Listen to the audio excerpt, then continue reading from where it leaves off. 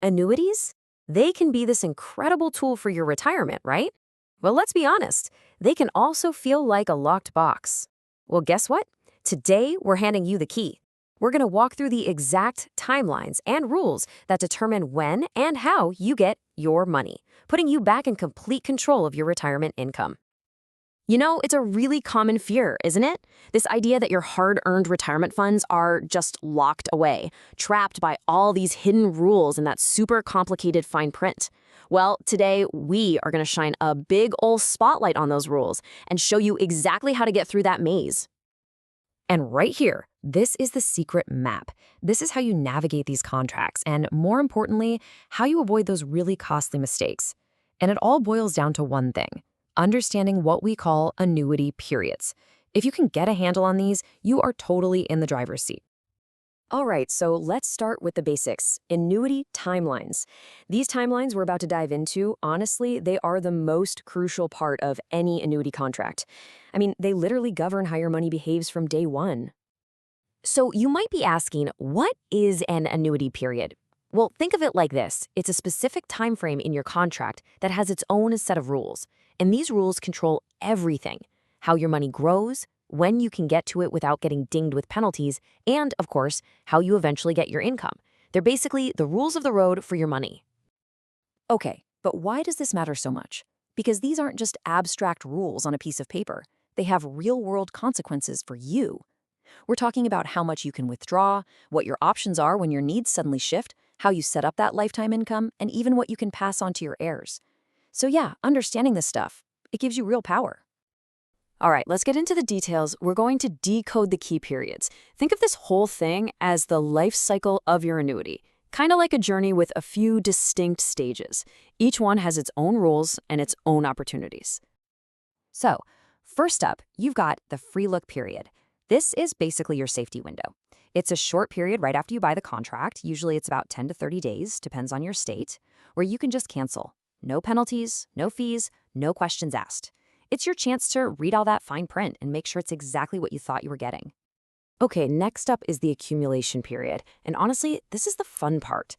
This is the growth phase. Your money is just working for you, compounding year after year, and it typically grows tax deferred. That means you're not paying taxes on the growth until you start taking it out. This is where you're really building that foundation for your retirement income.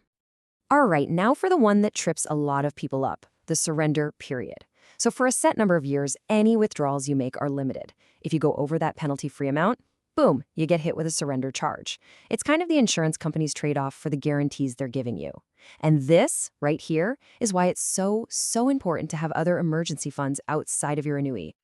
And then, for certain kinds of annuities, think fixed-term ones like MYGAs, you have what's called a renewal period. When that term ends, you get this little window of opportunity, a chance to stop, reassess, and decide what to do next. Do you renew? Do you shop around for a better deal? It's a really crucial moment to make sure your money is still working as hard as it can for you. Okay, let's pull all that together. This table is a fantastic summary. You've got the period, what it controls, the typical pitfalls, the things you really want to watch out for, and then the smart moves. You see the pattern here, right? In the free look period, the pitfall is missing the deadline. The smart move: read the contract the second you get it. In the surrender period, the pitfall is taking out too much money. Smart move: use those penalty-free withdrawals first. It's all about being proactive instead of reactive. All right, so you've made it through the growth phase. You've navigated the surrender period. Now comes the big one: the irreversible payout decision. This is maybe the most critical decision of all. How do you turn that nest egg you've built into an income stream you can count on for the rest of your life? This is called the annuitization period. Now, the old school way of doing this was you'd trade your account value, your lump sum, for a guaranteed paycheck for life. But you see that word right there in bold, irrevocable? That's huge, because once you do it, there's no going back. You give up control. You give up access to your principal. And for a lot of people, that's a really scary trade-off to make. Which brings us to the big question, right? What if you want that guaranteed income, but you also want to keep control over your money? Is it even possible to have both? Well, let's talk about a more flexible alternative, because the answer is yes, absolutely. You know, annuities have really evolved, and there's now a much more flexible way to create that lifetime income. This is a total game changer for a lot of retirees. And here it is. The modern solution is something called a guaranteed lifetime withdrawal benefit rider. You'll often hear it called a GLWB. It's basically an add-on, an optional feature for your contract that gives you that protected lifetime income, but, and this is the key part, without forcing you to give up your account value.